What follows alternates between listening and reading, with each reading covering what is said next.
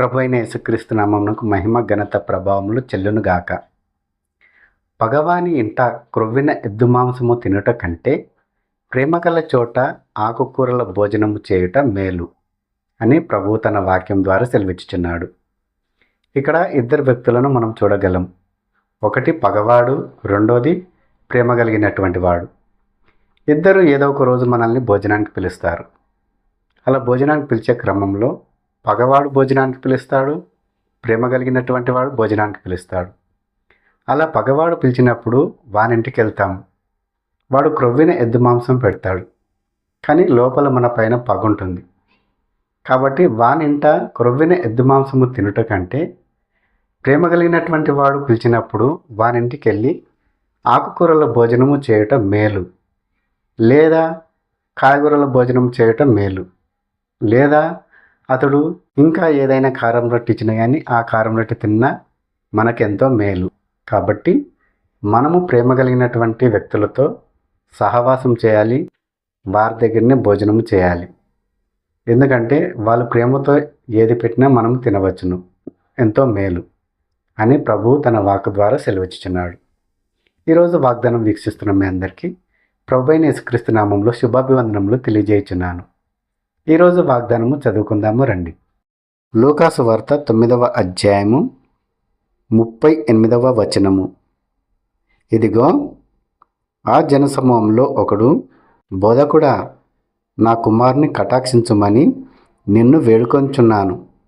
వాడు నాకొక్కడే కుమారుడు. ఇదిగో, ఒక దయ్యము వాని పట్టును.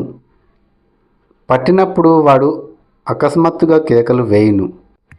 చదవబడినటువంటి వాగ్దానమును మీరు విన్నారు కదా.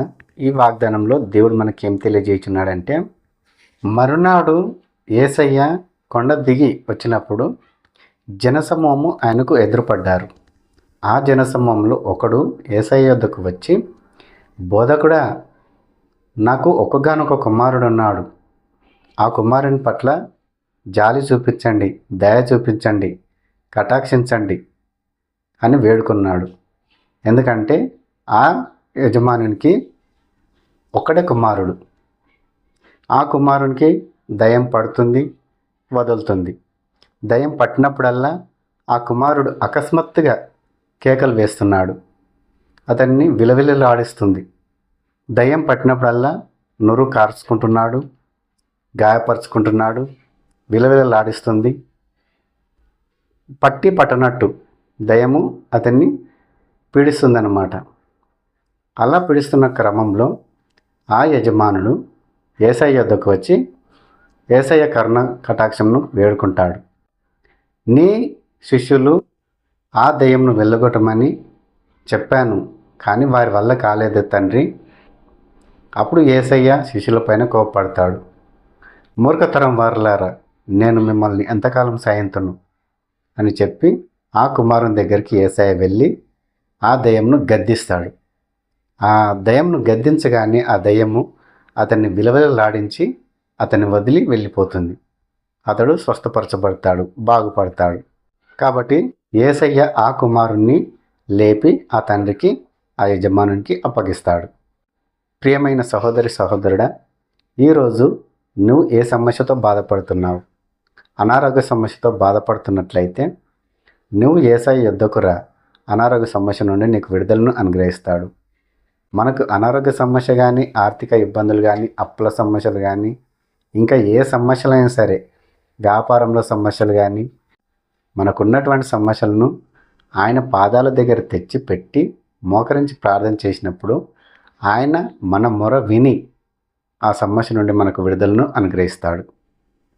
దేవుడు అద్భుతకరుడు, ఆశ్చర్యకరుడు.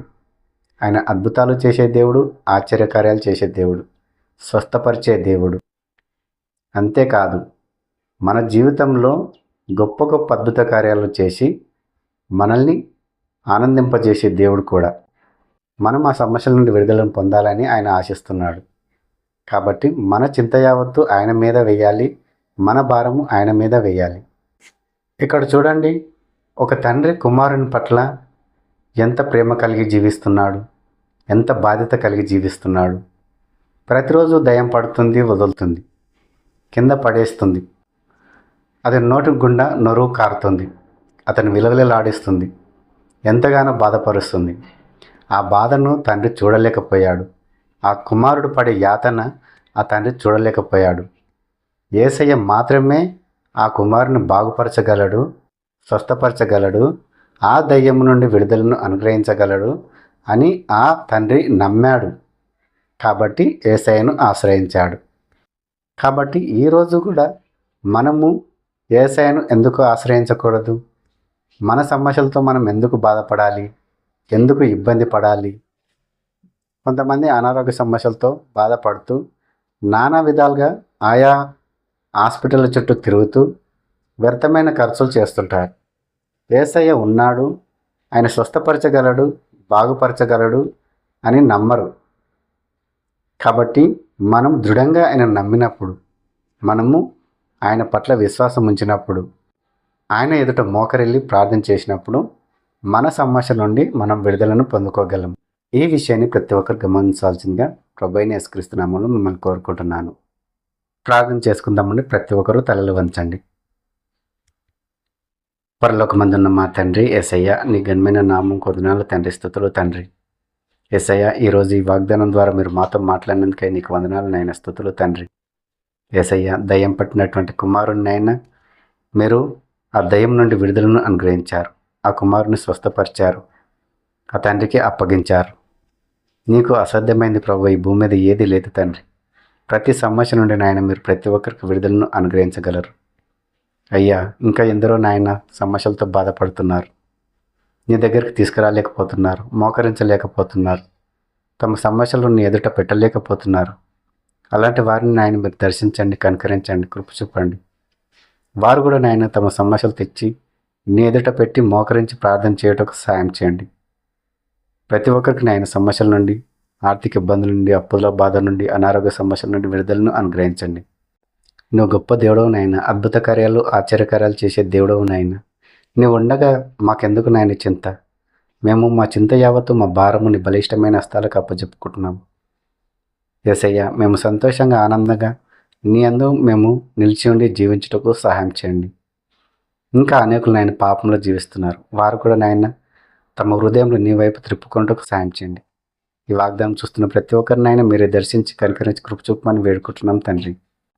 ఈ వాగ్దానం చూస్తున్న ప్రతి ఒక్కరినైనా తమ హృదయంలో మార్చుకొని నీ వైపు తిరుగుటకు, నీకు సాక్షులుగా జీవించుటకు సాయం చేయమని కృప చూపమని వేడుకుంటూ మమ్మల్ని మేము తగ్గించుకుంటూ నీ నామం నేర్చుకుని వేడుకుంటూ యేసుక్రీస్తు నామమున మనల్ని సమర్పించుకుంటున్నాము తండ్రి. ఆమెన్. ఈరోజు వాగ్దానం విన్నారు కదా. ఈ వాగ్దానము మీకును మీ కుటుంబములకును ఆశీర్వాదకరంగాను దీవెనకరంగాను ఉన్నట్లయితే ప్రతి ఒక్కరూ ఒక లైక్ చేయండి, మీ బంధుమిత్రులకు షేర్ చేయండి. ప్రతి ఒక్కరు సబ్స్క్రైబ్ చేసుకోమని ప్రభువైన యేసుక్రీస్తు నామములో మిమ్మల్ని అందరినీ కోరుకుంటున్నాను. ప్రభువైన యేసుక్రీస్తు కృప మీకును మీ కుటుంబములకును తోడై ఉండును గాక.